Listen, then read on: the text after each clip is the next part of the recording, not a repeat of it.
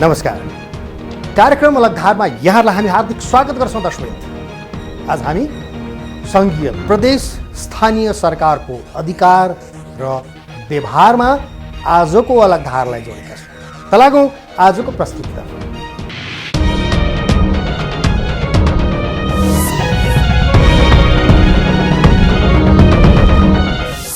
अब आजको प्रस्तुति दर्शक, पार्टी एकीकरण हुनु अघि तत्कालीन नेकपा माओवादी केन्द्रका अध्यक्ष पुष्पकमल दाहाल प्रचण्डले संसदको रोस्टमबाटै भनेका थिए, केपी शर्मा ओलीलाई सङ्घीयता र गणतन्त्र मन परेको छैन।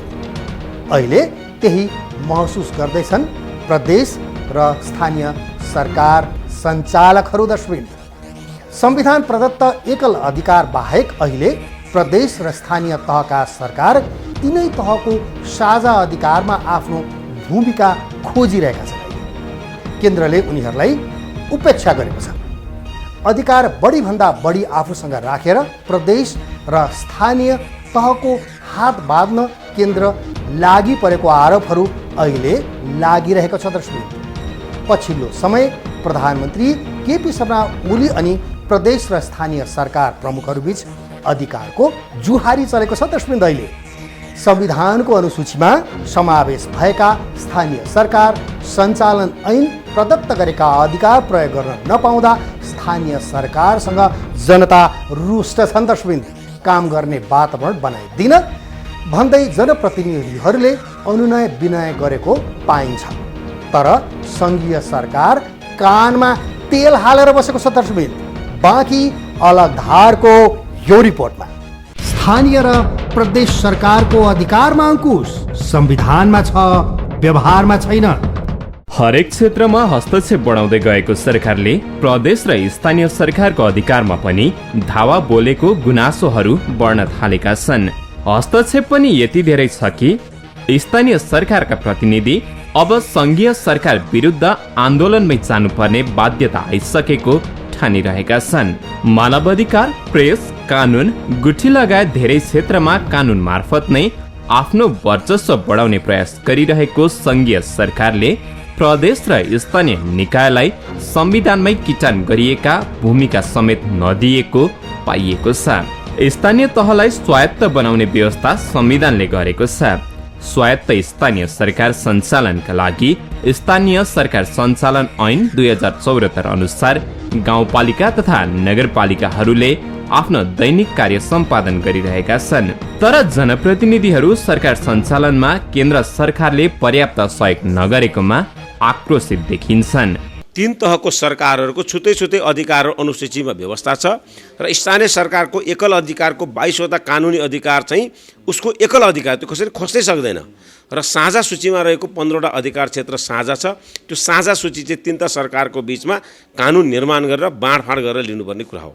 जहाँसम्म हाम्रो संविधानले, हाम्रो राजनीतिक परिवर्तनले तीनटा तहको सरकारलाई तीन किसिमको अधिकारहरू बाँडचुँड गरिसकेपछि कतिपय संविधानमा लेखिएका कुराहरू अधिकारको चाहिँ डुप्लिकेसन भएका क्षेत्रहरूमा चाहिँ केही हदसम्म हस्तक्षेप सरकारले गर्दैछन्।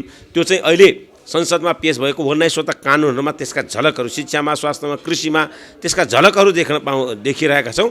संविधानको प्रस्तावनामा नै नेपाल सङ्घीय लोकतान्त्रिक गणतन्त्रात्मक राज्य हुनेछ भनी लेखिएको छ। त्यही संविधानलाई आधार बनाएर देशमा अहिले 761 वटा सरकार अस्तित्वमा छन् र जनताको सेवा गरिरहेका छन्। संविधानको विशेष व्यवस्था बाहेक सबै सरकार स्वायत्त छन्, तर केन्द्रको सरकारले अन्य 760 सरकारलाई बेवास्ता गर्न थालेको गुनासोहरू बढ्न थालेको छ। सङ्घीय सरकारले बनाउनु पर्ने जुन 15वटा साझा अधिकारका कानुनहरू छन्, त्यो कानुनहरू चाहिँ अहिले सरकारले अहिले ड्राफ्ट गर्दै गर्दा कतिपय कानुनहरू हामीले ड्राफ्ट गरेका कानुनहरू हेऱ्यौँ। हेर्दाखेरि चाहिँ स्थानीय सरकारलाई अलिकति के भने मिनिमाइज गर्ने ढङ्गले तपाईँको आएको हामीलाई महसुस भयो।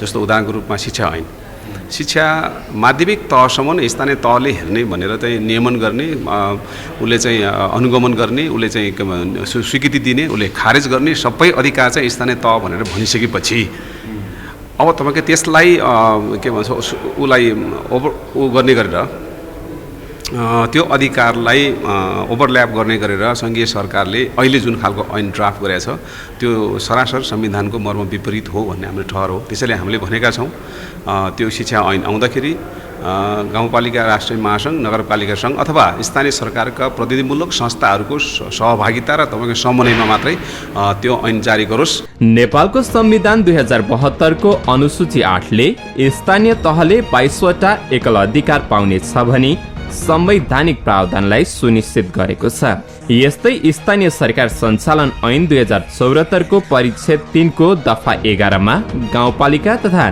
नगरपालिकाको काम कर्तव्य र अधिकारलाई उल्लेख गरिएको छ। संविधानको अनुसूची 9 मा संघ, प्रदेश र स्थानीय तहको अधिकारको साझा सूचीलाई समावेश गरिएको छ, जसमा 15 वटा अधिकार क्षेत्रलाई तोकिएको छ। यता स्थानीय सरकार सञ्चालन ऐन 2074 को दफा 11 को उपदफा 4 मा स्थानीय सरकारले प्रदेश र केन्द्रको अधीनमा रहेर गर्नुपर्ने 11 वटा कार्यको बारेमा उल्लेख गरिएको छ। यही अधिकार प्रयोग गर्न नपाएको या नसकेको गुनासो हत्तै बढेको छ। सङ्घ सरकारले जम्मा जम्मी अहिलेसम्म चाहिँ 45% काम गरेको देखिन्छ। प्रदेश सरकारले जम्मा 6% काम गरेको देखिन्छ र स्थानीय सरकारले 80-85% काम गरेको देखिन्छ। यो अहिलेको सम्मको बजेट खर्च र कार्यक्रमको अनुपातमा स्थानीय सरकारले काम गर्न सकेन भन्ने कुरा चाहिँ गलत हो के भने स्थानीय सरकारले गरेका कामहरू पनि हिजो निर्वाचनको बेला वा हिजो 17 वर्षमा निर्वाचन नहुँदा जनप्रतिनिधिहरूले तत्कालीन अवस्थाका जति पनि समस्याहरू छ यो समाधान गर्छ भन्ने अति विश्वास छ। त्यो अति विश्वासलाई चाहिँ 100% गर्न नसकेको कुरा चाहिँ हो, तर कामै गरेका छैन भन्ने कुरा होइन। 80% भन्दा बढी काम गरेको, बजेट खर्च गर्नु भनेको त काम हुनु हो। स्थानीय सरकार मात्र होइन, केन्द्रसँग प्रदेश सरकार पनि सन्तुष्ट छैन। असन्तुष्ट प्रदेश सरकारहरूले निरन्तर सरकारको आलोचना गरिरहेका छन्, अधिकार माग गरिरहेका छन्, तर प्रदेशलाई संस्थागत गर्न सरकारको ध्यान पटक्कै गएको छैन। संवैधानिक व्यवस्था अनुसार चाहिँ सहजीकरण राम्रोसँग नगरिदिएको साँचो कुरा हो, त्यो भइरहेको छ। तर यो सङ्घीय शासन प्रणालीको प्रारम्भिक दिनहरूमा यस्तो कुराहरू देखिन्छ जहाँ पनि होइन। अधिकार चाहिँ कसरी बाँडफाँड गर्ने या बाँडफाँड गर्ने जसलाई चाहिँ संवैधानिक रूपले जिम्मेवारी दिएछ त्यसले अलिक खुला रूपले अलि व्यवस्थित रूपले सोच्ने परिस्थिति बनेन भने त्यसमा समस्याहरू पैदा भइरहन्छ। हाम्रो भएको अहिले त्यही हो होइन। सैद्धान्तिक रूपले व्यावहारिक रूपले चाहिँ हेर्दाखेरि संहिता कार्यान्वयनको जे समस्याहरू देखिएका छन् त्यो समस्या हामीले देखाइराख्नुपर्छ। होइन भने संहिता कार्यान्वयनको जिम्मा लिएका व्यक्तिहरूले या संस्थाहरूले या सरकारले हामीले ठिकै गरिरहेछौँ भन्ने चाहिँ पर्छ। केन्द्र सरकारले प्रदेश सरकारको अधिकारको क्षेत्रलाई व्यवस्था गरेकै देखिन्छ। संवैधानिक अधिकारको रूपमा प्रदेश सरकारले 21 वटा एकल अधिकार पाएको छ, जुन संविधानको अनुसूची 6 मा उल्लेख गरिएको छ। यस्तै सङ्घ र प्रदेशको साझा अधिकारको रूपमा 25 वटा अधिकार प्रदेशले पाएको छ। यो संविधानको अनुसूची 7 मा व्यवस्था गरिएको छ। तर केन्द्रले प्रदेशलाई पङ्गु बनाउने देखि बाहेक अन्य काम गरेको भने देखिँदैन।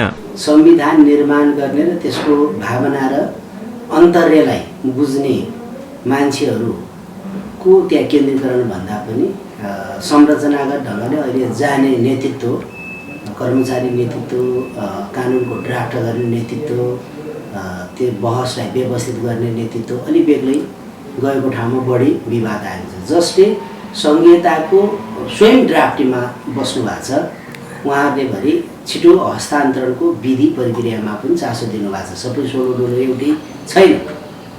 जुन मन्त्रालयले त्यो मर्मलाई राम्रोसँग संहिताको भावनामा मुखारित गर्न खोजेको छ त्यसले पिकअप लिएकै छ।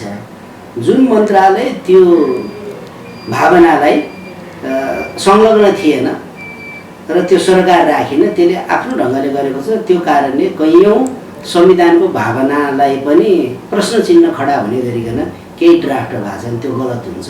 सरकार बनेको 1.5 वर्ष पुग्न लाग्दा प्रदेश सरकारले के गर्ने हो अहिलेसम्म अलमल छ।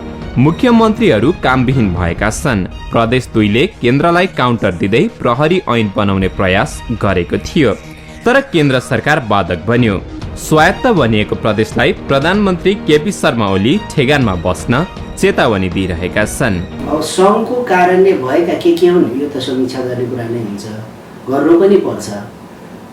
जे चिज बनाउनका निम्ति हामीले दायित्व लिएर गएका छौँ भनेर आम जनतामा कमिटमेन्ट गरेर गइएको छ, त्यो कुरा पुरा गर्नुपर्छ। त्योभन्दा अलग ढङ्गले सोचियो भनेदेखि गलत ठाउँमा पुगिन्छ। त्यो भयो भनेदेखि जनतामा निराशातिर जाने खतरा हुन्छ र यो सङ्घीयतामाथि गलत प्रश्न खडा गर्ने प्रवृत्तिलाई टेवा पुर्याउँछ, त्यो गर्न दिनु हुँदैन भन्ने कुरा हो। दर्शक, एकात्मक राज्य व्यवस्थाबाट सङ्घात्मक राज्य व्यवस्था गए पनि नेतृत्वमा केन्द्रीकृत मानसिकता अझै गएको छैन। दर्शक, 760 सरकार बनाए पनि केन्द्रले त्यसलाई तदर्थ बनाएर चलाउने प्रयास गर्न खोजेको छ। दर्शक, मार्ग प्रशस्त नगर्दा राज्य व्यवस्था र संविधानलाई संस्थागत गर्न समस्या निम्तिएको छ। जनता चिड्याउने खेल भएको छ। दर्शक, दैले नयाँ व्यवस्थामा संस्थागत गर्ने समयमा 3 तह मिलेर अघि बढ्नुपर्ने हुन्छ। दर्शक, तर त्यसो हुन अहिले सकिरहेको छैन। केन्द्रले केन्द्रित मानसिकता नत्याग्दा विवादका झेल्काहरू आगो बनेर अघि आउन थालेका छन्। दर्शक, यसले जनतामा व्यवस्था प्रति प्रश्न अनि उठाउने वातावरण बनिरहेको छ। बाँकी अलगधारको यो रिपोर्टमा ओली सरकारसँग असन्तोष बढ्दो, आन्दोलनको तयारीमा तल्ला सरकारहरू। अहिलेको राज्य व्यवस्था हचुवाको भरमा आएको होइन, लामो सङ्घर्ष र बलिदानको उपज हो। केन्द्रीकृत शासन व्यवस्थाले निम्त्याएको व्यवस्थालाई अन्त्य गर्दै समृद्ध राज्य, सुशासित समाज र राज्य सञ्चालनमा जनसहभागिताका लागि यो व्यवस्था ल्याइएको हो। तर केन्द्रले व्यवस्थालाई चिन्न सकेन। यता कार्यकारी प्रमुख चाहिँ प्रदेश र स्थानीय तहलाई एउटा इकाइको रूपमा व्यवहार गरिरहेका छन्। हाम्रो दृष्टिकोणमा चाहिँ क्लियर हुनु पर्यो। पहिलो कुरा, कुन सरकारलाई कुन जिम्मेवारी मुख्य चाहिँ मान्ने। सङ्घ सरकारलाई हामीले भनेका छौँ राष्ट्रिय नीति बनाऊ, वैदेशिक नीति सम्बन्धहरू व्यवस्थित गर, मौद्रिक नीति बनाऊ, ब्याङ्किङ नीतिहरू बनाऊ माथिका, होइन, र अरू सबैको चाहिँ समन्वय गर। 760वटा सरकारको समन्वय गर्ने जिम्मा ल्याऊ। बाँकी ठुला चाहिँ मेगा प्रोजेक्टहरू तिमीले सञ्चालन गर, वैदेशिक अनुदान ल्याउने काम गर, सहयोग ल्याउने काम गर, र बाँकी अरू सबै काम, उत्पादन गर्ने काम, व्यापार गर्ने काम, व्यवसाय गर्ने काम, औद्योगिक कल कारखानाहरू खोल्ने काम, बिजुली उत्पादन गर्ने काम, धेरै कुरा त प्रदेशलाई देऊ न। र बाँकी जनतालाई सेवा गर्ने काम चाहिँ स्थानीय तहलाई देऊ। त्यो त्यसरी व्यवस्थित गरियो भने यो सबै कुरा मिल्छ। यस्तो व्यवस्थित अझै पनि नगरे हुनाले र त्यो गर्ने चरणमै छौँ। अब अहिले हामी नगरे भन्न पनि मिलेन, गर्ने चरणमै छौँ। गर्दाखेरि चाहिँ हामीले सोचेको जस्तो नभएको चाहिँ साँच्चै हो। सहकारी, शिक्षा, खेलकुद र पत्र पत्रिका, स्वास्थ्य, कृषि, विद्युत, खानेपानी, सिँचाइ जस्ता सेवाहरू, प्राकृतिक स्रोतबाट प्राप्त रोयल्टी लगायतका 15वटा विषयहरू सङ्घ, प्रदेश र स्थानीय तहको अधिकारको साझा अधिकारका सूचीमा रहेका छन्, जुन संविधानको अनुसूची 9 मा व्यवस्था गरिएको छ। तर सरकार यो अधिकार प्रभावकारी रूपमा तल्लो तहसम्म प्रत्यायोजन गर्ने मनसायमा देखिँदैन। केही हदसम्म अहिले त्यस्तो देखिन्छ, जस्तो कर्मचारीको बारेमा अब समायोजन भएको भनेर भनियो, होइन, तर समायोजनको अर्थ चाहिँ के भनेदेखि स्थानीय तहमा भएको कर्मचारीलाई झिकेर चाहिँ अब सङ्घमा ल्याउनु त होइन नि त। त स्थानीय तहलाई तपाईँको पर्याप्त चाहिँ अब सबभन्दा पहिलो प्राथमिकता स्थानीय तहलाई दिनुपर्ने हो नि। पर्याप्त कर्मचारी स्थानीय तहमा पठाइसकेपछि मात्रै बल्ल अनि त्यसपछि प्रदेश र सङ्घलाई तपाईँको चाहिँ चाहिने जनशक्ति चाहिँ के भनेदेखि उहाँहरूले व्यवस्थापन गर्नुपर्ने। तर यो उल्टा भएको छ। अब सङ्घीय सरकारले चाहिँ अब 47,000 कर्मचारी चाहिँ सङ्घमा राख्ने, अनि स्थानीय तहमा चाहिँ हजुरको चाहिँ स्थानीय अब कर्मचारीको अभावमा जो तपाईँको सरकार जनतासँग प्रत्यक्ष नजिक रहेर तपाईँको काम गर्नुपर्ने जुन स्थानीय सरकार छ उसलाई चाहिँ तपाईँको कर्मचारी जनशक्तिको अभाव बनाउनु। त्यसपछि अब प्रदेश सरकारबाट कतिपय योजनाहरूमा स्थानीय सरकारसँग समन्वय नै नगरिकन तपाईँ एकलौटी ढङ्गले चाहिँ अब योजनाहरू पठाउनु, अनि जसका कारणले चाहिँ योजनाहरू डुप्लिकेसन हुनु, यी सबै घटनाले के देखिन्छ भन्दाखेरि सङ्घीय सरकार स्थानीय तहलाई अधिकार प्रत्यायोजन गर्ने मनस्थितिमा देखिँदैन। फौजदारी तथा देवानी कार्यविधि र प्रमाण, आवश्यक वस्तु तथा सेवाको आपूर्ति, वितरण, मूल्य नियन्त्रण, गुणस्तर र अनुगमन, देशको सुरक्षासँग सम्बन्धित विषयमा निवारक, नजरबन्द, कारागार तथा हिरासत व्यवस्था र शान्ति सुरक्षाको व्यवस्था, एक प्रदेशबाट अर्को प्रदेशमा अभियुक्त थुनुवा र कैदीको स्थानान्तरण, पारिवारिक सम्बन्धी कानुन, भूमि नीति र सो सम्बन्धी कानुन, रोजगारी र बेरोजगार सहायता सहित जम्मा 25वटा सङ्घ र प्रदेशको साझा अधिकारको सूची नेपालको संविधानको अनुसूची 7मा उल्लेख गरिएको छ। तर प्रधानमन्त्री केपी शर्मा ओली भने बारम्बार प्रदेशलाई आफ्नो हैसियत बढाइरहेका छन्। जसरी अन्तर समन्वयका हिसाबले हामी एउटै सार्वभौम मुलुकभित्रका कार्यक्षेत्र विभाजित गरिएको संविधानले जिम्मेवारी दिएको भूमिकाका हिसाबले हामी एउटै तहगत रूपले छौँ भन्ने कुरा अन्यथा अर्थमा लगाउन नहोला। तर फेरि यो भित्रको स्वायत्त क्रियाशीलताको निम्ति फेरि चाहिँ हामीले त्यो सेटबाट सोच्नुभयो जस्तो लाग्दैन प्रधानमन्त्रीले पनि, किनकि यसको एउटा हस्ताक्षरकर्ता त उहाँ नै हो, नेतृत्वकर्ता पनि भए हुनाले यो सङ्घीयतालाई कसरी जगेर्ना गर्ने भन्ने बारेमा त अहिले पुरै निर्णायक ठाउँमा भएकै कारणले मूल नेतृत्वले त्यसरी सोच्दाखेरि त अर्कै ठाउँमा पुग्थ्यो होला। यसलाई स्थापित र व्यवस्थित गर्नकै निम्ति कोसिस नै देख्छु। तर अन्य वरिपरिको वातावरण जो बनेको छ त्यसले चाहिँ केही विषयहरूलाई गलत ढङ्गले डाइभर्ट गरे हो कि भन्ने लाग्छ। यता अहिले संसदमा धमाधम विधेयकहरू बनिरहेका छन्। संसदमा छलफल र बहस भइरहेको विधेयकहरूलाई प्रदेश र स्थानीय सरकारले रुचाएका छैनन्। विशेष गरेर साझा अधिकारको क्षेत्रमा केन्द्रले तल्लो तहलाई अधिकार दिन हिचकिचाएको उनीहरूको आरोप छ। नेपालको राजनैतिक प्रणाली बदलेको छ, नेपालको सामाजिक संरचनामा परिवर्तन आइरहेको छ, नेपालको संरचनागत विकासका परिवेशहरू नयाँ ढङ्गले आएको छ। यो नयाँ ढङ्गबाट आएको परिवेशलाई आत्मसात गर्न नसक्नु र यो नयाँ ढङ्गले आएको परिवेश अनुसारको अधिकार तलतिर चाहिँ निक्षेपण गर्दा हिजो उहाँहरूले युज गरिरहेको अधिकारबाट आफू साँगुरिएको भन्ने फिल गर्नु चाहिँ कारणले गर्दाखेरि यो समस्या आएको हो जस्तो लाग्छ। र मलाई लाग्छ यो एकाध वर्ष मात्र हो यसको यो भावनाहरू। जब तल्लो तहको सरकार, स्थानीय सरकार र प्रदेश सरकारले आफ्ना संवैधानिक अधिकारको कामहरू स्फूर्त रूपमा काम गरेपछि उहाँहरूका यी भ्रमहरू पनि चिर्छन् र स्थानीय तहको सशक्तिकरणले, स्थानीय तहको विकासको योजना कुरा, नीतिगत योजना, राजनीतिक त्यहाँको नेतृत्वहरूको डाइमेन्सन जब बढ्छ यो माथिल्लो सरकारहरूका यी मानसिकताहरू कमजोर हुन्छ। त्यसो त शिशु संहितालाई हुर्काउने दायित्व बोकेका कार्यकारी प्रमुख अर्थात् प्रधानमन्त्री केपी शर्मा ओली नै संघीयतामा विश्वास नगरेको जस्तो देखिन्छ। संविधानको धारा 234 बमोजिम बन्नुपर्ने आफै अध्यक्ष रहने अन्तर प्रदेश परिषदको बैठक एकपटक बसेको छ। यस्तो विषम परिस्थितिमा उनले मुख्यमन्त्रीहरूलाई डाकेर परिषदको बैठक पुनः बसाउन चाहेका छैनन्। हामी लामो समय चाहिँ तपाईँको 250 वर्षसम्म एकात्मक शासनमा चाहिँ काम गरिराखेका हुनाले, केन्द्रीकृत शासन प्रणालीको अभ्यास गरे हुनाले हामीलाई अहिले पनि त्यही चाहिँ झलक आइरहन्छ। हाम्रो धेरै सङ्घीय मन्त्रीहरू अहिले पनि एकात्मक ढाँचाकै मन्त्री हुँ भनेर काम गरिरहेकै देखिन्छ होइन। नेपाल सरकारको कतिपय गतिविधि त्यस्तै देखिन्छ। हाम्रो ब्युरोक्रेसी चाहिँ सङ्घीय शासन प्रणाली अनुसार पटक्कै काम गरिराखेको देखिँदैन। त्यस कारणले यो सबै समस्याहरू प्रारम्भिक दिनको समस्या हो भन्ने कुरो बुझेर हामीले यसलाई सुधार्दै लैजाने कुरामा चाहिँ प्रयत्न गर्नुपर्छ। त्यो प्रयत्न गरिरहेको एउटा व्यक्तिको हैसियतले म के भन्छु भनेदेखि मैले जे कुराहरू आज सङ्घीय शासन प्रणालीमा देखा परेको समस्याको बारेमा भनिरहेको छु, बोलिरहेको छु, त्यो आफ्नो ठाउँमा सही छ। त्यो नगरिकन हाम्रो सङ्घीय शासन प्रणालीले ठिक ट्र्याकमा हाल्दैन। स्थानीय तह र प्रदेशले केन्द्रद्वारा अधिकार पाइएन भनेर केन्द्रलाई दोष दिइरहेका छन्। अवस्था पनि त्यस्तै छ। प्रधानमन्त्री वा कार्यकारी प्रमुख आफूलाई ठुलो नसम्झिन र क्षेत्र अधिकारभित्र रहेर बोल्न प्रदेश र स्थानीय तहलाई उर्दी जारी गरिरहेका छन्। तीन तहको विवादले विकासको कार्यमा भने प्रशासनिक काममा प्रभाव परेको छ। कर्मचारी समेत समायोजन हुन सकेको अवस्था छैन। सबभन्दा नेपालमा समस्या के छ, स्थानीय सरकार सञ्चालनमा र अहिले प्रोभिन्सको भने सूचना छैन उहाँहरूसँग। टोटल आफ्नो एरियाभित्र कति जनसङ्ख्या छ, कति स्रोत साधन छ, कति ट्याक्स उठाउन सकिन्छ, हामीले कति पेसा छन्, कति व्यवसाय छन्, अनि पो ट्याक्स आउँछ त। त्यो सबै तपाईँले इन्फर्मेसन लिनुभयो भने अनि काम गर्न सजिलो हुन्छ।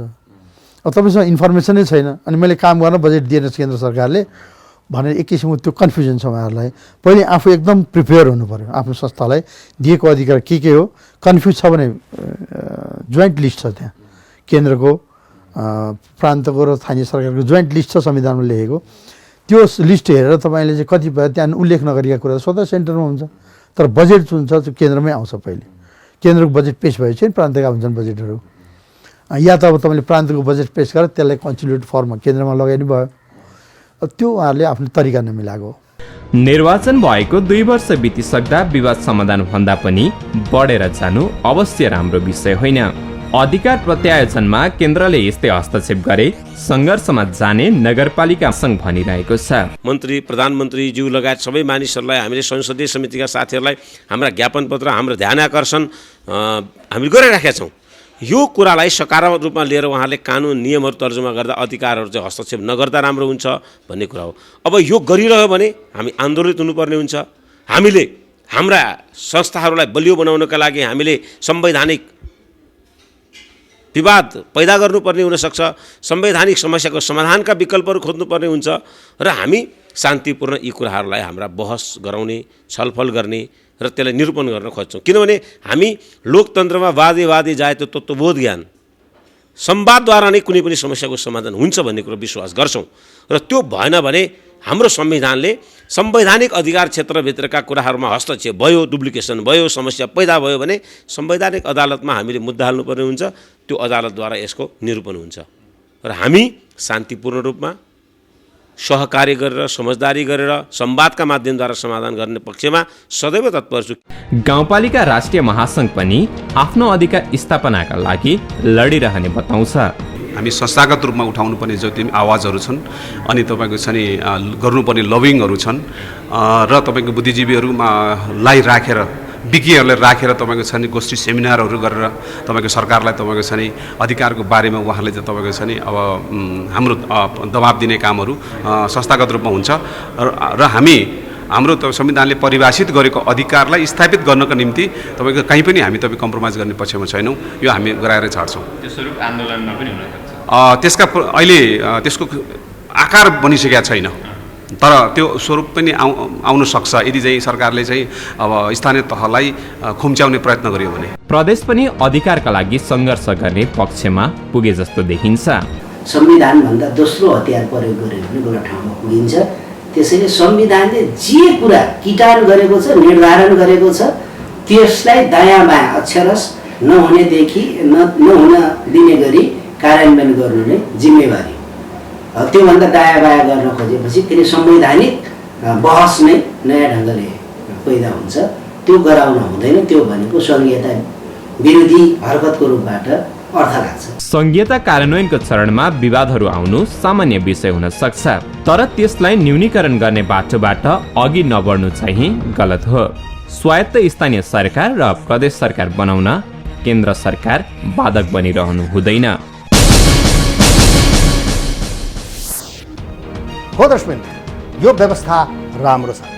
ती तहका अधिकारहरू संविधानमै स्पष्ट किटान गरेको छ, तर व्यवहारमा घरबुलीले परिवारका अरू सदस्यहरूलाई कडा नियन्त्रणमा राखेको जस्तो आभास भएको छ। दर्शक, यसले केन्द्रीय सरकार विरुद्ध तल्ला सरकारहरू रुष्ट छन्।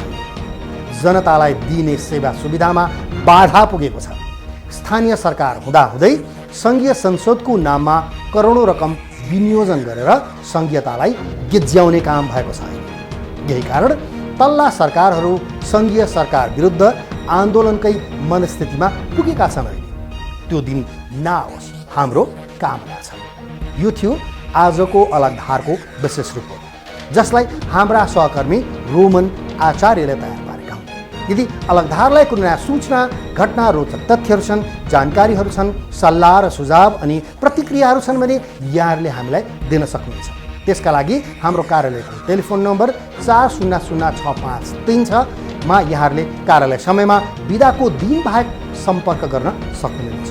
यदि मोबाइलमा सोझै सम्पर्क गर्न चाहनुहुन्छ भने हाम्रो मोबाइल नम्बर हो 9802002006। यदि यहाँहरूले इमेल गर्न चाहनुहुन्छ भने हाम्रो इमेल एड्रेस हो alagdhar@gmail.com। त्यस्तै यहाँहरूले हामीलाई ट्विटर र फेसबुकमा पनि यहाँहरूले लगइन र फलो गरेर हेर्न सक्नुहुन्छ। हस् त, आजको अलग धारको प्रस्तुति यति नै। अलग धारको सम्पूर्णलाई बिदा दिनुहोस्। नमस्कार।